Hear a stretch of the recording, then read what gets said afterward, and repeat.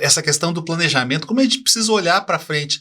A gente tem conversado, volta e meia, né, que mas a cidade hoje tem 40 mil habitantes, daqui a 10 anos ela vai ter mais 10%, ela nasceu 45 mil, não precisa planejar muito para o futuro, né? E foi em 78, você me falou, né, que começaram a já pensar, né, na travessia, né? Uhum. Quer dizer, 74, né? Então, quer dizer, as pessoas já estavam pensando lá no futuro. Então, quando a gente faz um planejamento urbano, né, a gente não pode pensar. Claro que o marco temporal da revisão é de 10 anos, mas a gente tem que pensar de deixar uma base muito boa para os próximos anos, né? E aí a pergunta, né? O que você percebe das cidades nessa? Hoje se fala muito de cidade eficiente, cidade inteligente, cidade sustentável, né? O que é importante, né? A gente nos aspectos, tanto numa pequena cidade como numa grande cidade, o que é importante a gente ter de olhar para aquela cidade, para o planejamento, né? O que você... Tem dois aspectos importantes nessa questão que aconteceram comigo. Um, que eu fui ao Congresso falar sobre isso, me convidaram, eu fui falar sobre isso. E eu fui uma decepção no momento. Porque eu disse, a cidade inteligente é a cidade que resolve as questões fundamentais da cidade. Desigualdade social, né? Questão de mobilidade, né? Questão da organização do território, coisa que a gente fala isso. Se não resolver isso, não tem nem cidade inteligente, nem cidade sustentável. E aí tem uma frase do Carlos Leite, que é um grande urbanista, assim, cidade inteligente é a cidade sustentável. Então, Seloma, a sustentabilidade é um fato, né, que já vem desde 1980, lá quando houve aquele relatório, né, lá em Estocolmo, pela primeira-ministra da Suécia. E daí, nos anos 90, né, a COP 92 no Rio de Janeiro, né, aquilo foi extraordinário, porque aqui abriu para o mundo, né, as questões relevantes do aquecimento para o próximo global. século, né? Foi muito bacana, mas antecedeu a isso, lá em Curitiba, né, uma reunião que foi o Fórum Mundial das Cidades Relativa à Sustentabilidade. E aí eu participei desse fórum. O Jaime me convidou para ir para Jaime Lerner, para essa reunião. E aí, dali saíram os principais eixos para a Eco 92. Legal. Que vamos dizer, o relatório final, né? Agenda 21, né? Eles incorporaram essa reunião da Eco 92 do Fórum lá em Curitiba. Então, Selomar, é o seguinte, se a gente não resolver as questões básicas da cidade, essa questão da desigualdade, quando a gente fala de desigualdade, a gente tem que falar a educação, a saúde, o transporte, né? A habitação, né? A questão da habitação. São coisas fundamentais que ainda a gente está muito atrasado, né? Sim. Nessa questão. E também, quando a gente fala na questão do aquecimento global, da mudança climática, né? Nós estamos com todos os conceitos prontos, mas nenhuma ação. Né? Então, Selomar, eu falei para os alunos essa semana que o futuro disso tudo está na inteligência artificial. E hoje, por incrível que pareça, lendo o Estado de São Paulo, jornal, né, está lá um trabalho excelente da universidade dizendo por que as árvores de São Paulo estão caindo. E eles fizeram um estudo com 26 mil árvores né? E daí utilizaram a inteligência artificial para dizer quais eram os motivos por que essas árvores estavam caindo. Então, a inteligência artificial, eu estava falando de futuro essa semana, já é presente. Sim. No planejamento. A história do planejamento urbano no Brasil é muito rica. O pessoal sabe fazer planejamento. Sabe. Tem todos os conceitos, todas as técnicas de análise, a evolução disso nos anos foram muito interessante, né, para você, principalmente na questão do diagnóstico, em extraordinário avanço, né, nessa questão do diagnóstico. O que acontece? Nada evoluiu na questão da gestão urbana. Nada. Da Absolutamente também, nada. Eu não sei dizer porque você pega, por exemplo, o plano que nós fizemos para Goiânia em 2007, né? Era um plano de organização de uso do solo, só, absolutamente. Nenhum daquelas ações, nenhum daqueles programas, nenhum daqueles projetos, nenhum. Né? Foi implementado. Foi implementado. Ou, por exemplo, essa questão vamos dizer, das áreas rurais, né, que a gente estabeleceu lá, as macrozonas rurais, né, através vamos dizer assim, das bacias hidrográficas. Aquilo foi um avanço extraordinário. Não aconteceu nada. Quer dizer, se tivesse planejado essa parte... Né, o zoneamento ecológico e econômico não foi, né? Que era justamente para as macrozonas. Exatamente. Né? Então, calma. Não foi para frente. Eu acho que os planos diretores, pegando aqui um pouco uma ideia do Jorge Wilhelm, que fez um dos planos de Goiânia, em 69, né, plano diretor, que os planos têm que avançar mais nos planos de ação, ser mais consistente. O prefeito olha um plano diretor e fala, mas é só isso? Mas o que eu tenho que fazer mesmo, né? O que eu tenho Porque que fazer às vezes mesmo? é uma coisa que eu falo muito entre nós, né? O grupo que trabalha nessa questão mas eu acho que a gente avançou um pouco nessa questão. Eu acho que os planos diretores de quando a gente começou, essa história de plano diretor começou há 20 anos atrás, eles eram planos muito etéreos, assim. Era muito no campo da imaginação e cada um que adivinhasse o que tinha que ser feito, né? Hoje, né, depois de 23 anos aí de Estatuto das Cidades, eu acho que a gente tem, os planos diretores, eles têm rebatido questões que são um pouco mais práticas, mas ainda não chegou lá, nessa ideia do Wilhelm, né, de trazer ações, falar assim, olha, você tem que fazer isto, de fato, e não melhorar a qualidade do ar. Tá. Mas como, né? Mas como, né? Pois é. Então, assim, né, fazer o monitoramento da qualidade do ar, fazer ações, por exemplo, né, diminuir o uso do transporte movido a combustível fóssil, enfim, né, detalhar isso melhor. Eu acho que houve um avanço, mas a gente não chegou ainda lá, né? Só um exemplo. Quando a gente fez o plano de Pirenópolis, o primeiro, né, em 2002, não é isso? Uhum. Uma das discussões lá, o pessoal da cidade, era a questão do caminhão que atravessava o centro da cidade, carregando as pedras. E que eles queriam que fizesse um anel. E a gente desenhou um anel. E foi feito. É a única coisa que foi feita. Que realmente eu propus um mercado, propus uma série de outras coisas, né? Mas nada disso chamou a atenção do prefeito.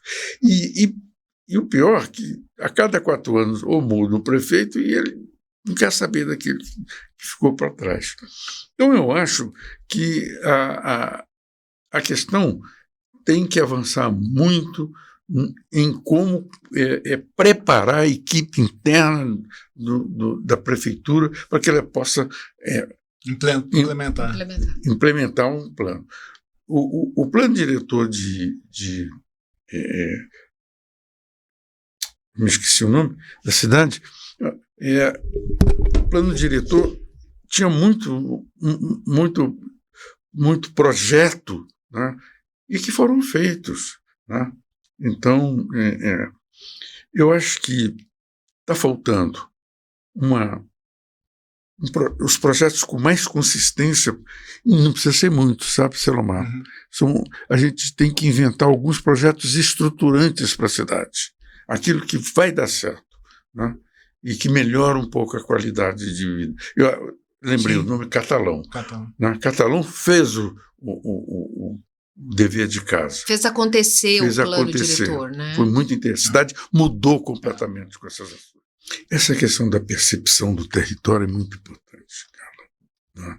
Porque nós, arquitetos urbanistas, com os geógrafos, né? Os geólogos. Geólogos, né? A gente consegue ter uma análise mais sustentável dessas questões relevantes no meio ambiente. Coisa que não tinha, absolutamente não tinha. E as pessoas, os políticos, eles não conseguem ter essa visão. A visão muito curta sobre questão de cidade. O gestor público é absolutamente fixado na questão do sistema viário e do automóvel. Pois é. Não tem visão, não enxerga mais do outro lado. Além. Se ele resolveu o problema do trânsito fazendo um viaduto, está muito legal para ele e resolveu tudo, não é? Então, essa é uma visão clássica do gestor de cidade. E sabe o que é mais interessante? Você falando sobre essa questão da cidade, do transporte, né? Há quantos anos eu moro em Goiânia? Há quase 30 anos. E desde que eu vim morar em Goiânia, inclusive para estudar, fazer arquitetura e urbanismo, eu ouço em todas as gestões que agora nós vamos dar jeito no transporte público. Faz quanto tempo que você ouve essa conversa, né?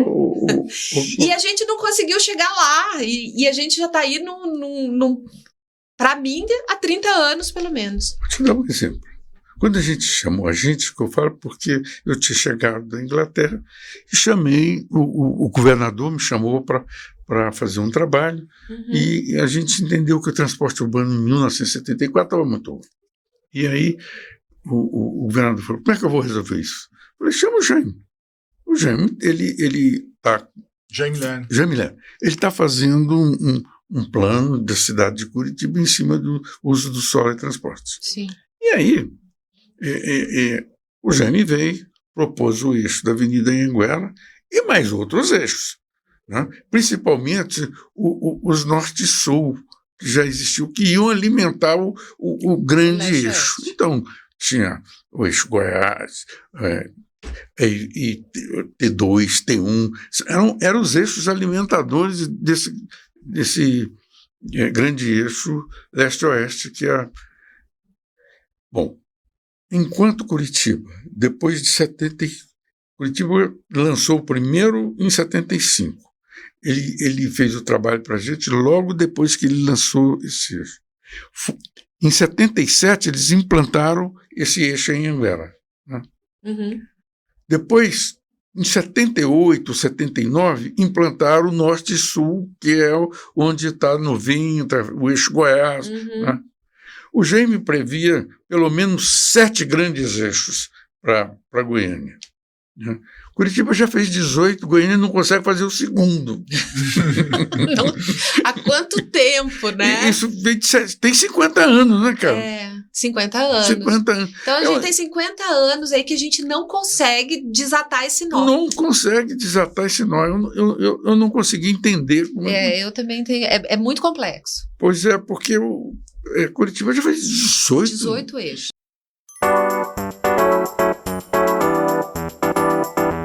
Aí me lembra, né, o tempo desde que era professor e a questão do urbanismo. Em 1967, 67, né? Jorge Ohaim, que é um arquiteto urbanista de São Paulo, sim, ele criou o IPUC em Curitiba e criou o antigo IPLAN, hoje CEPLAN em Goiânia. Qual que era a ideia? É que você planejasse o crescimento da cidade, já que Curitiba estava crescendo muito rapidamente, e Goiânia também era uma cidade nova, crescendo muito rápido. Só que em Curitiba você adicionou todo o conhecimento técnico de arquitetura, de engenharia, de urbanismo, de meio ambiente no IPUC, e ele ficou sendo um instituto colaborativo, né, e participante do governo de qualquer prefeito. O prefeito que entrasse em Curitiba, ele baseava o seu governo com pensamento, com conhecimento técnico do IPUC, que era um conhecimento, inclusive, mesmo em 67, ele já conseguia dados da cidade para você planejar. Você não pode planejar sem dados. Sim. Então, o IPUC já tinha feito, naquela época, na concepção dele, o convênio com a Universidade Federal do Paraná e outras universidades. Então, ela recebia informações, dados, né, de estatística da cidade de Curitiba. Então, você planejava de forma correta. Uhum. Então, o prefeito que entrava tinha tudo na mão, né, um planejamento. E Goiânia começou assim, mas eu imagino que foi alguns meses, porque, infelizmente, acabou que lá era um instituto que era geralmente a presidência, né, as diretorias eram arquitetos e engenheiros, e aqui em Goiânia acabou que tivemos, de 67 para cá, 3 arquitetos, e, na verdade, a maioria era realmente formada por políticos. Uhum. E o político tem uma visão diferente, né? Não é uma visão técnica. Sim. Então, nós perdemos, no caso Goiânia, estou comentando sobre Goiânia, mas é exemplo o Brasil todo. Então, é raro o que a Carla falou que é importante, porque falta planejamento nas cidades, né? Sim. Então, você muda de governo, mas o planejamento não continua. Aí cada prefeito quer um novo planejamento, começar do zero, aí vira um caos, né? Porque a gente tem falado muito hoje de cidades sustentáveis, Renato. Uhum. Você é expert nisso, né? E aí, minha pergunta inicial é do ponto de vista, no teu ponto de vista, nós temos cidades sustentáveis no Brasil? Você tem algum exemplo? Como é que está a Goiânia? Como é que está a região metropolitana? Alguma cidade do interior já tem uma visão realmente de sustentabilidade, está implantando isso? É muito complexo, né? Porque a sustentabilidade você tem que ver, assim, em cada região você tem uma necessidade, o que realmente é sustentável, né? Uhum. Porque tem a parte ambiental que é fundamental, que ela dá, vamos dizer, a sustentabilidade na questão da qualidade que no final, o que interessa pra gente, tá morando num lugar com qualidade de vida. Sim. Concorda? Ninguém quer morar, né, numa Golden City, né? No ambiente então, assim, degradado. justamente. Né? Só que assim, aí você tem que criar quais são os fatores sustentáveis importantes em cada cidade. Não dá para você criar um paraíso, né? Uhum. Então é você ver quais são os pontos negativos, o que pode ser feito para amenizar ou melhorar. Aí você tem uma complexidade seguinte, você tem a cidade construída, que está ali, Tá ali. que já foi feita, no caso Goiânia, até, na verdade, privilegiada, né? Muito nova, ela já foi a primeira cidade brasileira mesmo, foi projetada com um plano diretor, foi Goiânia, né? Foi um plano diretor simples do Atílio, mas foi um plano diretor. Sim. E um desenho ligado à questão do relevo, diferentemente de Belo Horizonte, que foi o desenho é uma coisa, o relevo é outra, né? Tem essa questão do urbanismo, né? Mas assim, então ela já se pegar a Goiânia no início dela, né, aquele plano inicial, em termos ambientais, ela é perfeita. Conservou todos os parques ali, que é mata. Sim. Essa mata nativa é uma mata atlântica, né? Muito importante. Ali do Bosque dos Buritis, do Zoológico, do Mutirama, Botafogo, né? Todas são remanescentes de Mata Atlântica. De Mata Atlântica. Né? E assim, ele fez de um jeito que ficasse a questão do ser humano ali, mesmo sendo uma época que estava começando a pensar que vai ter muito carro, né? Porque nos anos 30 para 40, o Brasil ainda era rural, né? O Brasil passa de rural para urbano em 55. Uhum. Gente, é muito recente, né? Uhum. Até 55 o Brasil tem mais gente morando nas fazendas do que na cidade. Então é muito recente, né? Sim. Então se pegar 55 até 80, que começa o boom imobiliário, né? É pouco tempo demais. Sim. Então foi tudo muito rápido, né? Então, tinha um tempo que o sustentável era justamente a cidade cheia de construção, sem árvore, aquela coisa da cidade, né? É o Sim. moderno, né? Então, era a visão inicial disso aí, e hoje a gente vê, não. Você pegar o setor sul, que é uma cidade-jardim, que é o modelo de cidade sustentável. Ou seja, você tem casas viradas para os jardins, os carros chegariam pela viela, pela garagem, as casas são voltadas para o jardim. Super sustentável. Super. E toda a drenagem do setor sul naquelas vielas, os cul-de-sac, né? Toda perfeita. Então, assim, muito bem pensado. Só que aí você vai pegar na questão comercial, ela já vai contra o perfil do que a pessoa quer comprar, do que quer investir. Então, é essa, talvez, dualidade que tem que ser discutida. E daí tem muito também, Renato, por exemplo, o setor sul, né, a sustentabilidade, um setor lindo, né, o desenho é maravilhoso, né, uma pintura, né. Sim. Mas também há uma distância entre a ideia do arquiteto, e a gente vê isso nas casas também, né, e a forma como as pessoas se apropriam daquele lugar. Claro. Que nem sempre segue o ideal que a gente projetou, né? Se você pegar hoje, o setor sul são 52 áreas dessas. Aham. Tem uma que é bem cuidadinha, que é o Recanto dos Pássaros. Sim. Tem mais umas 3 ou 4, mais ou menos. O restante tá largado. Tá Vira largado. estacionamento. Mas, assim, bom, voltando na questão da sustentabilidade, né? Então, você Ela tem passa também pela educação da população. Claro, a educação. Uso, né? Pra mostrar, Porque quando o né, Atílio ensinar. projeto Cidade Jardim aqui, isso era feito na França, na Sim. Bélgica, na Ah. Alemanha, em Washington. Numa outra Tá- sociedade, Claro, né? eles já deixou de ser rural no século XIX. Assim. Foi em 1955. Uhum. Quer dizer, aqui, enquanto já eram cidades, aqui era tudo rural, né? Justamente. Então, essa cultura urbana, Uhum. né, que foi feita inicialmente. Aí você tem a Jane Jacobs, né, que fala muito bem Sim. sobre isso, né? A qualidade da calçada, dessa relação humana ali e tal, que é muito importante. Então, isso vem para o Brasil de forma, aí citando até Brasília, né, que é o modernismo sendo implantado, e Brasília, assim, se for ver, o plano piloto é maravilhoso, também é a Sim. cidade sustentável, mas só o plano piloto. O restante já cai numa normalidade aí. Degringolou, né? Então já perdeu, por quê? É uma questão meio de escala, essa Carla, porque você pensar assim, pô, vou fazer uma cidade sustentável é uma coisa, um condomínio sustentável é outro, Sim. porque você tem uma escala, são poucas pessoas, você consegue resolver. Agora, uma cidade como Goiânia hoje, então você tem a parte construída, vamos lembrar que o centro está largado, não podemos deixar de falar isso aqui hoje, né? Sim. Eu já estou aí com um projeto há 3, 4 anos do centro, fizemos no nosso próprio escritório, né? Levamos sempre o prefeito, os deputados, e nunca sai do lugar. Mas um centro, a cidade sustentável, Silamar, começa pelo centro.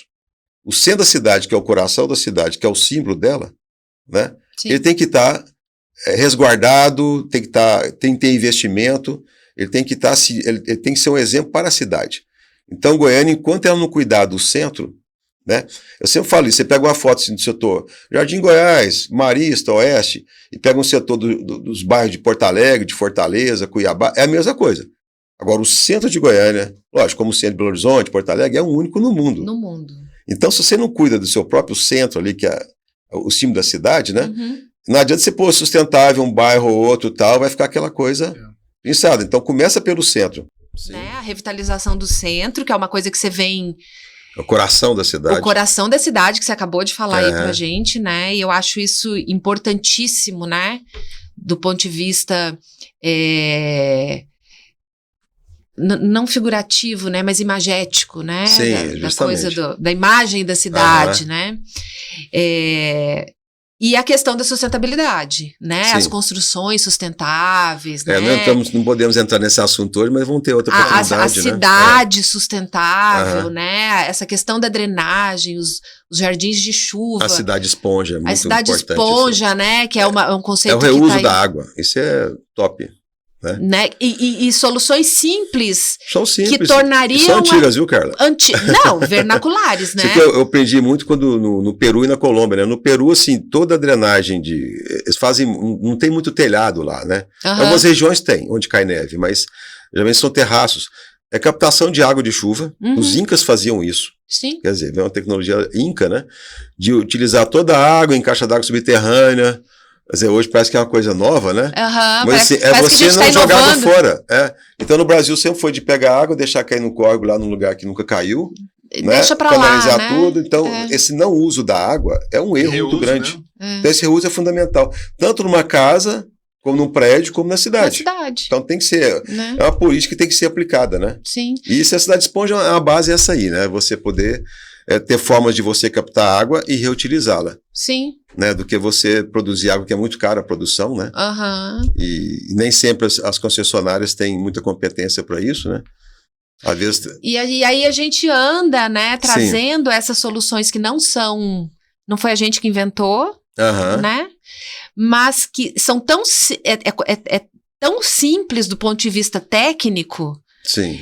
E tão difícil da gente convencer, né, as pessoas. E daí eu acho, assim, essa tua atuação, né, no sentido ali, tanto do centro, quanto dessas questões sustentáveis, né, você não desiste, né, eu acho eu acho isso... Nós não desistimos. Essas palavras. Não, mas o Renato, ele tem, né, quando a gente fala do Renato, todo mundo, eu acho, que te conhece vai te linkar a essas duas grandes questões, né? E assim, essa luta, eu te contar uma coisa agora que aconteceu nesse semestre agora, né?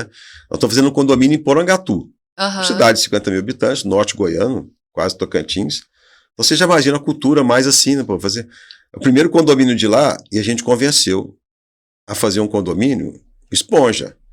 Todo vai ser drenagem natural. Vai ter jardim de chuva lá, vai ter isso feito uma paisagista que veio da Austrália, né?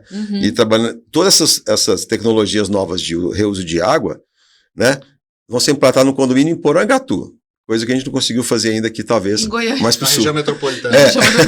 Então, assim, não pode existir mesmo, não, porque as pessoas, muitas vezes, elas fazem a mesma coisa, porque a cidade, ela é feita pelas construções, né? Edificações, os condomínios, loteamentos, né? Por esses atores, né? Por esses atores todos. Que criam a cidade. Que são né? conservadores, que você tem uma base da economia, que, bom, isso aqui está dando dinheiro, todo lucrando, não vou mudar para quê? Essa é a ideia. Mas a gente tem que insistir em mudar e trazer o novo. Sim. E a gente está conseguindo, aos poucos, né? No mercado privado, convencer ele, ó, isso aqui fazendo dessa forma, você vai ganhar mais dinheiro. Opa! É só dessa forma. Não tem outro jeito. Tem que ser. Você vai lucrar, lucrando e vai fazer. E uma forma de educação, batendo nessa tecla, né, Renato? Sim. É as gestões municipais, né, trazerem essas tecnologias também para a cidade. Isso. Que a população como um todo, né? Porque senão às vezes a gente acaba deixando, parece que isso aqui é uma coisa, isso aqui é uma coisa da elite, utopia, só quem tem dinheiro que consegue fazer. Esse é um problema do sustentável, né? De achar produto orgânico, só a elite que come, né? Que é mais caro do que o comum. E que tem tecnologias que os incas usavam. Imagino, e a gente pode usar agora nas cidades. Então sustentabilidade não é uma coisa utópica ou distante, né? Que a gente não possa usar.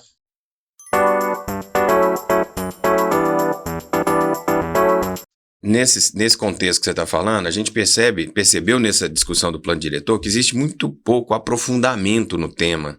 Sim. As pessoas carregam uma bandeira e aquilo ali vira regra.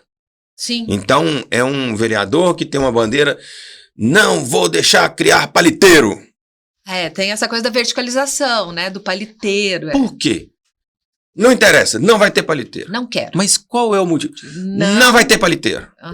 E não tira essa frase da minha boca, que é o que eu sei falar do assunto. Sim. Eu só sei isso, então não... E aí você vai para os bairros, escutar as comunidades. Fala, não, nós queremos isso. Por quê? Não interessa, porque a gente quer, a associação falou que é assim.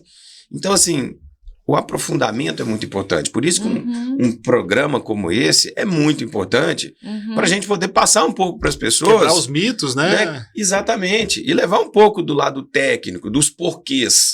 Tudo tem que ter um porquê. Ok, sua bandeira é essa, mas tem que ter um porquê. Mas deixa eu te explicar um outro ponto de vista para ver se isso faz sentido para você. Porque no final da conversa pode ser que não, continua não fazendo sentido, ok, mas você pelo menos teve a oportunidade de explanar, que é uma coisa que a gente não tem visto, né? Exatamente. Por isso, Complexidades, para mim, é um marco nesse ramo de podcasts nosso aqui, porque vai levar para a população esse conhecimento para que ela tenha discernimento para tomar suas escolhas. Sim. E não agir como rebanho, né? E assim, também, a gente não precisa fazer média com ninguém, né? Mas eu entendo de tudo que a gente já tem participado de plano diretor, que a Câmara Municipal de Goiânia, né, na revisão do plano diretor, fez um trabalho muito legal, sabe, não pela contratação da nossa consultoria lá para fazer a revisão, mas a gente dividiu por eixo, a gente conversou com vários vereadores por eixos temáticos do plano diretor, a gente teve várias reuniões técnicas online, a gente estava no meio do período da pandemia, né?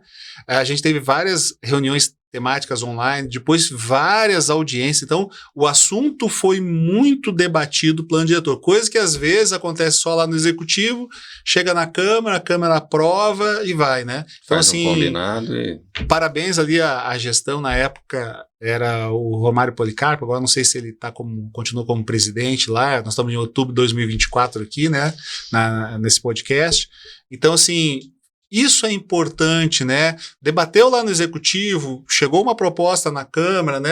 Não vamos mudar só por mudar, né? Vamos discutir, olha, só faltou... Foi muito provocador. Foi muito. Foi um desafio, né? Eu não participei, assim, ativamente, mas eu vi, né, mas foi a batalha de vocês. Muito trabalho, porque eles exigiam muita argumentação nossa.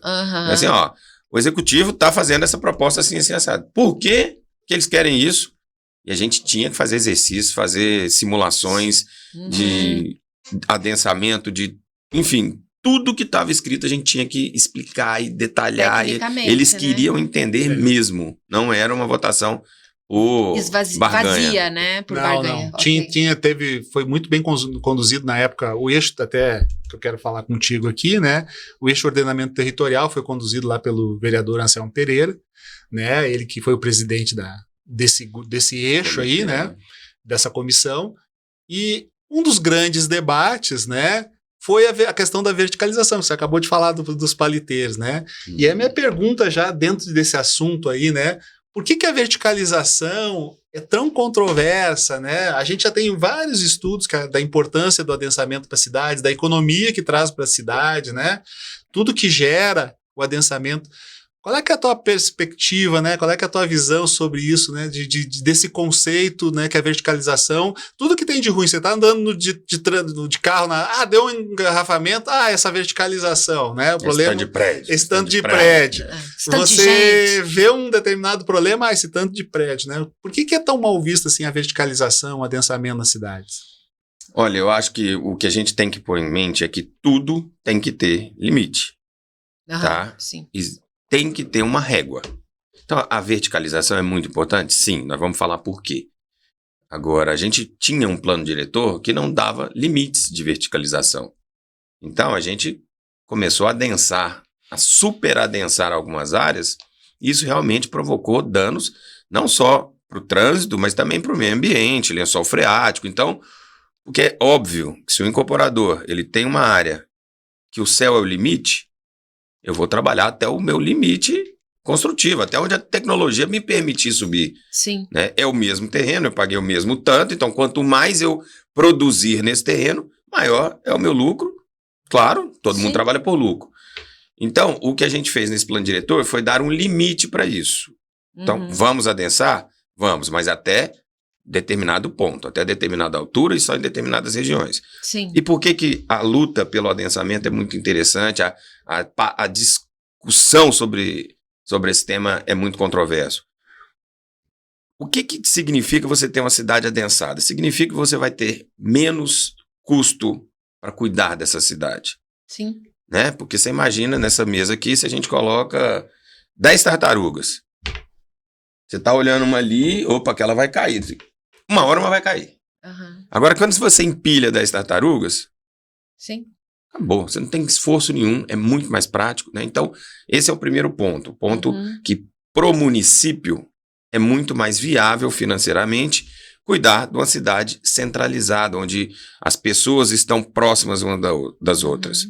Você potencializa, né, os recursos. Exatamente, eu não preciso... Tanto humanos quanto financeiros. Né? Infraestrutura. Você vai colocar mais 2.000 pessoas em Goiânia. Pô, você vai fazer um bairro lá depois do Orlando de Moraes 7 e tem que criar uma linha de ônibus para chegar lá e tem que levar infraestrutura urbana para lá, não só energia, água, esgoto, asfalto. Se eu tenho aqui uma área perfeitamente passível disso, perto dos eixos de transporte, é muito mais viável, porque aqui eu já tenho hospital, aqui eu já tenho creche, aqui eu já tenho policiamento. Já tem escola. Já tem escola. Então, isso é muito interessante do ponto de vista econômico para o município. Né? Da gestão, então, nem se fala, justamente por essa questão da proximidade. E a gente tem que lembrar também que pessoas geram segurança. Sim. Né? Quando você tem muita gente junto, é mais seguro. Esses tempos atrás, eu estava passando com a minha filha, inclusive, no Jardim Botânico. Tem um lago lindo. Tem. E ela, papai, vamos descer para tirar uma foto? Eu falei, nem pensar. Eram 5 horas da tarde, um breu absoluto. Não, fecha o vidro, vamos embora. Ninguém zero na pessoa, rua, zero. Então, assim... E aí, no mesmo trajeto, até chegar na escola dela, a gente passou no Vaca Brava. Lotado de gente, lotado de criança brincando, gente fazendo caminhada, alunos quebrando ovo na cabeça porque passou no vestibular. Era uma festa. Uma pujança, exato, né? É vivo, né? Por quê? Porque tem gente. Tá claro que é o adensamento. Né? E aí, quando você faz isso, você faz uma mistura social, você traz ali culturas diferentes, é uma democracia urbana, né? E outra coisa, né? Você potencializa a própria economia. né? Sem dúvida alguma. Você gera, né, o que a gente chama hoje, né, em planejamento urbano das centralidades, que traz essa vida, né? Então você Exato, tem ali, cara. você pode atravessar a rua aí naquela galeria. Anota do aí pra outro gente falar da lado. fachada ativa, hein? Fachada Importantíssimo, ativa, um ganho que a gente teve nesse plano diretor. Que inclusive, né, a fachada ativa, ela traz a segurança, né? E mais do que trazer a segurança, eu acho, é trazer a sensação de segurança. Exatamente. As pessoas têm que se sentir seguras, né? Você sai na rua com um monte de gente, você sai tranquila. Justamente. Né? Esse é um outro fator Porque também. a pessoa pode dizer assim, não, mas você pode ir ali no Jardim Botânico ali caminhar porque tem segurança. Né? Mas você não se sente seguro. É a mesma coisa que eu tenho amigos cariocas que eu digo, rapaz, eu tenho medo de andar aí. Não, o Rio de Janeiro é tranquilo. Claro, para eles estão todo dia lá, né? Estão acostumados com isso, mas a nossa sensação e as informações que chegam, né? E aí você colocou bem, quando a gente tem mais gente andando e tal, a gente começa a sentir essa sensação. Exatamente. Você falou do Rio de Janeiro, eu tive esse final de semana no Rio com a minha filha, e ela toda preocupada. Nossa, papai, será que eu levo um celular antigo? Será que eu falei, filha, vamos sentindo e a gente vai vendo. E ficamos em Ipanema. Muita gente. Muita loja. A rua lotada de gente passando com cachorro, senhoras idosas com uma cuidadora. E a sensação, ela olhou e falou, papai, né? por que falam tudo isso do Rio? Eu falei, pois é, filha, é a localização que a gente está. É esse lugar, né? É esse lugar. É uma área adensável, só prédio, muita loja. A segurança existe por isso. Então, foi meio que explicando para minha criança o que o adensamento provoca na sensação de segurança. Claro que podiam passar e pegar meu celular. Claro. Né? Mas a gente não atravessava. é a sensação que você tem, né? Não é, porque você chega na praia, todo mundo usando celular, pessoas tirando fotos, se filmando. E ela assim, papai, o arrastão. Eu falei, você entendeu? Então, assim, essa sensação é muito importante. E isso, quando você adensa a cidade, quando você coloca as pessoas mais próximas, isso ajuda muito. Sim. E isso te interrompendo, Paulo. Não, mas aqui é um atrás do outro. A gente tá falando de adensamento, mas as pessoas, e você colocou muito que tem limite e tal, mas quando a gente fala de adensamento e de verticalização, somente acho que o público de Goiânia aqui, que está acostumado com os grandes prédios aí de 32, 40 andares e tal, né, começa a pensar, não, mas eu não quero um paliteiro, né, como de 40 andares. Mas a verticalização às vezes 4, 5, 6 andares também, né? Exatamente. A questão é o tamanho do impacto que isso vai gerar. Né? Então, um prédio de 5, 6 andares, num lugar que já está lotado, isso vai gerar um impacto muito maior do que um prédio de 30 numa área de expansão, numa área que está crescendo, num bairro de expansão. Não expansão urbana, não vamos confundir. Mas, por exemplo, hoje o Pedro Ludovico, o setor Pedro Ludovico, tem infraestrutura de transporte, vias bem largas, né? Você pega ali Couto Magalhães, você pega essas avenidas super bem estruturadas e só tem casa. Então, claro que o mercado imobiliário vai olhar para esse lado. Também, né? Jardim América. Então, ali Jardim América já está num processo de verticalização ali na beirada ali do Bueno. Exatamente. Né? Depois do Goiânia Shopping. Então, isso tudo é muito calculado com o plano diretor justamente para isso. A cidade tem os eixos principais de desenvolvimento, então as maiores avenidas, as vias mais importantes. Em volta delas, a gente vai permitir verticalização. Desde que já não esteja muito verticalizado, que aí são as áreas de desaceleração. Justamente. Então veja como é um organismo vivo. Né? Você falou, o Jardim América, tem até agora, estão chamando de o novo Jardim América. Novo Jardim América. Virou um novo bairro, porque é um bairro que vai ter adensamento. E o que acontece quando você leva um adensamento para uma área que só tem casa? Você vai levar comércio. Opa, para lá, eu vou abrir meu café lá também. Sim. Vai ter mais gente. E aí a pessoa que tem um mercadinho falou, vou aumentar meu mercado. Aumentar o meu mercado. E quando você vê, a economia inteira do bairro transformou, é geração de emprego. Então, aquele cara que tinha uma lojinha, ele vai começar a botar o filho para ajudar, para poder ampliar a loja, e vai contratar mais gente, porque ele vai precisar de mais funcionário. Uma coisa também que o Selomar fala sobre a questão econômica e geração de empregos, né? Que todos os condomínios verticais, né? Esses empreendimentos verticais, eles são uma empresa, né? E que gera ali 6, 7, dependendo do tamanho, 10, 12 empregos diretos, né? É muito maior que às vezes um pequeno negócio. Claro, não Fora- podia nem chamar síndico, tinha que ser seúndico, coisa assim. Alguma coisa CEO assim, de né? síndico. Porque hoje você também tem serviços agregados no condomínio que você gera lá o trabalho para o personal training que vai na academia, para o cara que vai limpar a piscina, para o que vai dar O manutenção, pet, o canador, pet, pet. o que anda com o cachorro, né? E, Trainer pet, então, coach assim, pet. né? Se a gente pensar do ponto de vista econômico, porque é o que chama muito mais atenção do que talvez esses outros benefícios que a gente tenha comentado aqui, né? Se a gente olhar do ponto de vista econômico, isso gera uma questão econômica relevante Muito relevante. para a cidade como um todo. Exatamente. E aí, quando você falou em centralidade naquele momento, a gente está Justamente. falando justamente disso. Né? Uhum. Né? O novo Jardim América é uma nova centralidade, que aí a gente falou de segurança, Sim, falamos de economia para o município gerir aquilo, sim. falamos da economia para a cidade enquanto movimento do comércio, de geração de empregos, e tem o fator social, Sim. que é muito importante que a gente saiba e que a gente fale, bate nessa tecla. Pessoal que é contra o adensamento, geralmente mora bem. Ele mora em bairros bons, que ele escolheu morar lá, Privilegiados, né? então eu moro num prédio legal Uma boa segurança. e não quero saber de adensamento, não. Tá bom demais isso aqui. É porque Não também vem trazer mais gente pra cá, não. É. Agora pergunta pro pobre que mora lá, Se ele gostaria de Macambira morar 10, aqui pertinho, né? se tivesse condição de você morar Se no eu Pedro tivesse- Ludovico, Se eu tivesse uma habitação, né? Se Jardim fosse América, promovida interesse uma social, de sim, interesse social nesses bairros, que você né? vai pegar um ônibus do BRT, vamos supor que funcione, tá? BRT Aham. funciona direitinho. Você vai pegar um ônibus do BRT, você vai chegar no seu trabalho em 25 minutos. Uhum. E você vai voltar em 25 minutos, vai ajudar seu filho a fazer tarefa, vai poder ir na igreja, que você gosta de ir toda terça-feira, no culto. Uhum. Então, é claro que eles são a favor do adensamento.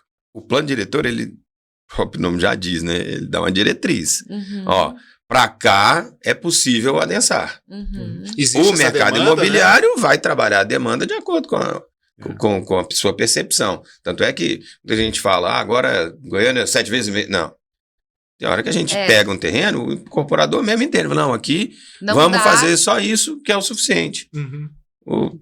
O dono do terreno entendeu, então não existe isso de extorquir o que há de metro quadrado. e Arrancar tem o que sangue. É. Então, assim, é um mito essa história de que o mercado imobiliário é voraz. O mercado imobiliário, ele busca o lucro como qualquer outro empreendimento, qualquer outra empresa. Vocês trabalham pelo lucro, Uhum. eu trabalho pelo lucro, o mercado imobiliário também. Então, esse mito de dizer que é o bicho-papão, é o lobo mau, isso vem justamente dessas classes que já estão muito bem realizadas, já estão muito bem alocadas. Confortável. Eu não quero mais prédio aqui, não. Você vai construir um Não. prédio É muito lá bom na adensamento. A gente escutou muito isso, principalmente no setor marista. Adensamento é bom, a cidade fica mais barata para o município, a segurança é maior, tá? Mas no marista, não. Uhum. Eu tive experiências em audiências públicas de escutar de uma moradora determinados se setores, queixando em algum momento. E eu percebi, eu reparei na audiência pública, falei, mas eu conheço essa pessoa. Ela era uma investidora de um prédio de 380 metros quadrados do setor marista. E estava lá batendo na mesa que o marista não pode ter prédio. Claro, ela já comprou o dela. Sim, ela já fez o dela. É né? lógico, Uhum. né? Então, nós temos que ter esse tipo de cuidado. Quando fala em adensamento, quando critica o adensamento, o culpado é o construtor, é o incorporador. E não é. Uhum. Ele está ali, como o Selomar colocou bem, para oferecer um produto que a cidade quer, que a demanda existe. E ele vai lá, oferece, realiza, vende, lucra e vai fazer outro. Gente, obrigado aí, né? E continue. Se você gostou, né? Passe para seus amigos, né? E leve adiante esse bate-papo aqui que foi bem legal. Foi feito com carinho aí para vocês. Grande abraço e até a próxima. Abraço, tchau, tchau. Abraço.